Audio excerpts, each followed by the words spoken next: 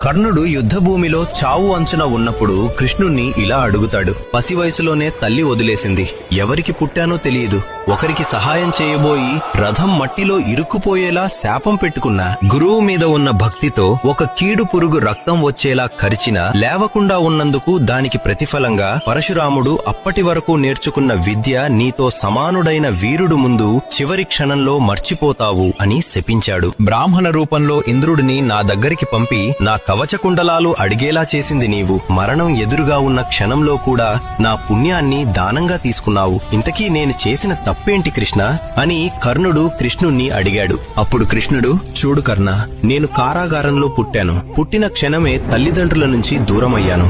నా సొంత మేనమామే నన్ను చంపడానికి రాక్షసులను పంపించాడు. విధి నన్ను ప్రాణంగా ప్రేమించిన రాధను కూడా వదిలేయాల్సి వచ్చింది. కురుక్షేత్ర యుద్ధం వల్ల నా వంశం నాశనమయ్యే శాపం రాబోతుంది అని తెలుసు. అయినా సరే ధర్మం కోసం యుద్ధాన్ని నడిపిస్తున్నాను.